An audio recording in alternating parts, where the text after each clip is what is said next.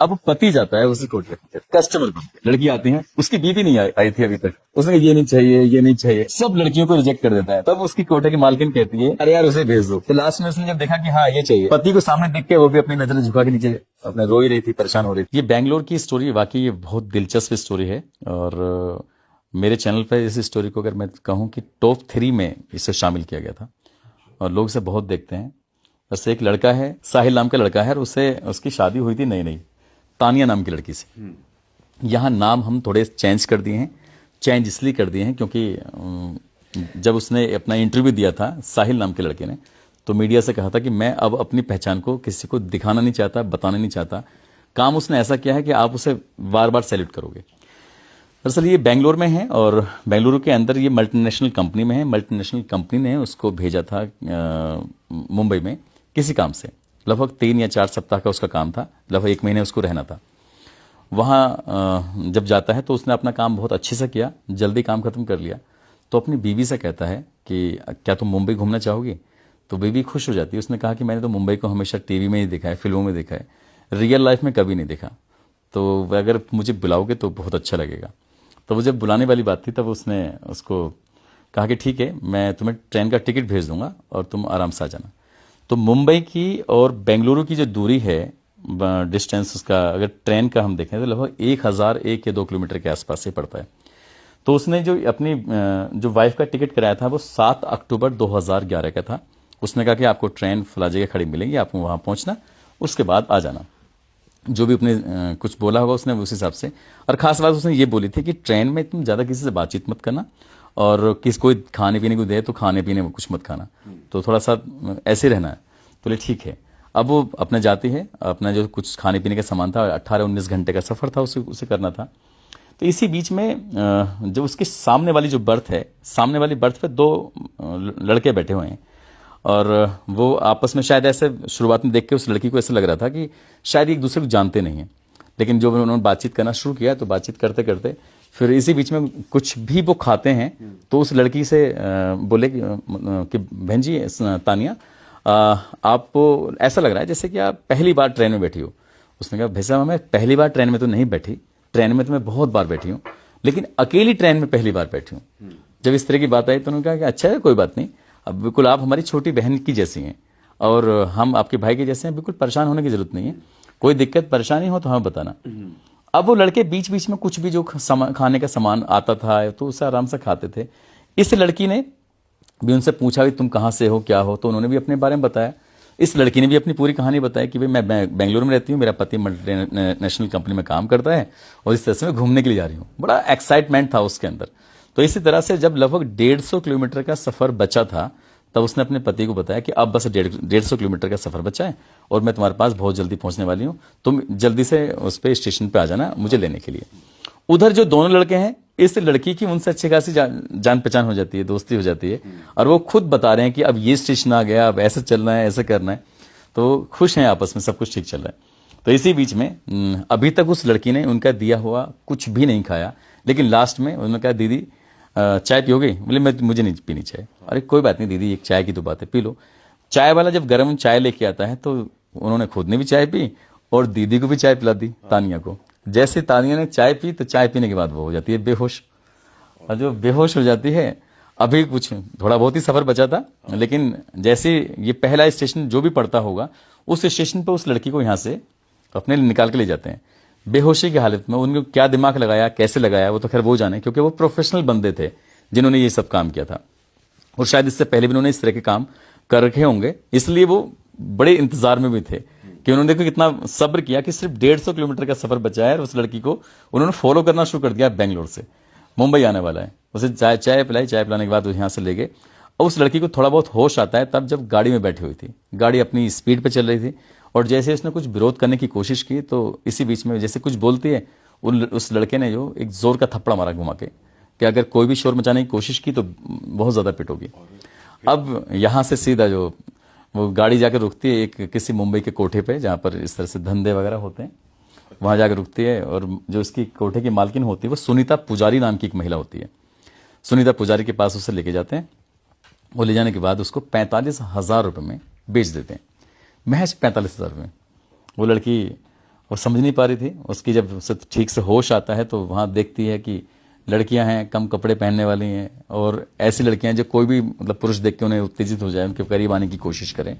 इस तरह की बात थी। उस लड़की ने खूब रोना धोना सब कुछ किया। तो लेकिन यहाँ रोने धोने वाली बात जो आती है, तो वो विरोध कर रही है तो उसके यहाँ पिटाई हो रही है, खाना भी टाइम पे नहीं मिल रहा है, और कुछ चीखने चिल्लाने की कोशिश करती है तो कोई ना कोई आके से पीटता ही है बेवजह। उधर जो उसका पति था वो रेलवे स्टेशन पे इंतजार कर रहा है कि मेरी बीवी कहाँ चली गई। अब वो अपनी बीवी ढूंढ रहा है, जब नहीं मिल रही है तो जीआरपी से बातचीत करता है, नजदीकी पुलिस स्टेशन से बात करता है, लेकिन वहां पे कोई रेस्पॉन्स नहीं मिलता। लेकिन उस दौर में उस वक्त सीसीटीवी कैमरे भी कम थे, क्योंकि ये घटनाक्रम जो है वो साल 2011 का है। अब तो खैर हर जगह जगह जगह सीसीटीवी कैमरे मिल जाएंगे। आदमी कितना ही क्राइम करके बचने की कोशिश करे, बचना उसके लिए बहुत मुश्किल काम हो जाएगा। उसका जो पति है अपनी तरफ से कोशिश करता है, एक मुकदमा भी दर्ज कराता है, अपनी बीवी को ढूंढने की कोशिश कर रहा था। और इधर जो उसकी बीवी है वो कोठे पे पहुंच के, और उसको कभी इंजेक्शन दिया जा रहा है बेहोशी का, तो कभी कुछ कभी कुछ। 15 दिन लगातार वो टॉर्चर होती है, 15 दिन लगातार वो मार खाती है, 15 दिन लगातार वो परेशान रहती है। अब जो बाकी जो वहां पर महिलाएं हैं जिस तरह का काम करती हैं प्रोस्टिट्यूट का, तो वो इससे कहती हैं कि बहन जी अब यहां से जाने का कोई रास्ता है ही नहीं, यानी कि तुम बच नहीं पाओगी, इसलिए जैसा ये कहते हैं वैसा करो। रोज रोज की मारपीट से अच्छा है कि अपना ये काम ज्यादा सही रहेगा। जब उस लड़की को ये समझाया जाता तो समझाने के बाद आखिरकार वो तैयार हो जाती है। अब इसी बीच में जैसे बाकी और लेडीज हैं बिल्कुल बन ठन के तैयार होके, कम कपड़े पहन के, जब कोई ग्राहक आता है, कस्टमर आता है, तो कस्टमर को दिखाया जाता है कि भाई हमारे पास ये लड़कियां हैं, तो उनमें से किसी को चूज करते हैं। चूज करने के बाद तो उस दिन पहले ही दिन था, और पहले ही दिन इसके पास एक ग्राहक आ जाता है कि मुझे ये वाली लड़की चाहिए। लड़की कहाँ शादीशुदा थी। अब क्या करे, जब और उसके साथियों ने कहा कि तू जाना तो पड़ेगा। जैसे जाती है कमरे के अंदर, दरवाजा बंद होता है, दरवाजा बंद होते ही वो लड़की सबसे पहले पैरों में गिर जाती है कि भैया मुझे माफ कर दो, मुझे कुछ मत कहना, और मैं ऐसे से उसे पूरी कहानी बताई जाती है। लेकिन वो कस्टमर है, उसे क्या फर्क पड़ेगा। फिर भी उस लड़की के आंसुओं पर का इतना असर पड़ा कि उसने कहा ठीक है, मैं तुम्हारे लिए क्या कर सकता हूं। बोले मेरे पति से एक बार बात करा दो। तो उसने डरते डराते उसने कहा, सोचा कि ऐसा ना हो मैं किसी चक्कर में फंस जाऊं। फिर भी उसने उस महिला लेडीज की बात मानी, और बात मानने के बाद उसने कहा ठीक है मैं बात कराता हूं। बात कराई तो उसने अपने पति को बताया कि मुझे नहीं पता मैं कहाँ हूं क्या है। 15-16 दिन के बाद उसके पति ने जो अपनी बीवी की आवाज सुनी, तो आवाज सुनने के बाद वो उसे खुद यकीन नहीं हो रहा था कि यार, उसने लगा तो कहीं मर गई दिखे, क्या हुआ क्या नहीं। तब उसे लगा कि चलो ठीक है, कहाँ पे हो। बोली मुझे नहीं पता। तो अपने बारे में पूरी कहानी बताई दी थी, ट्रेन में ऐसे उसके साथ ही हुआ। अब उसका पति बोला कि यार मैं अगर पुलिस के पास जाऊंगा तो या तो वो गायब कर देंगे, हो सकता है मार दें उसे। तो इसलिए कुछ अलग से दिमाग लगाया उसने।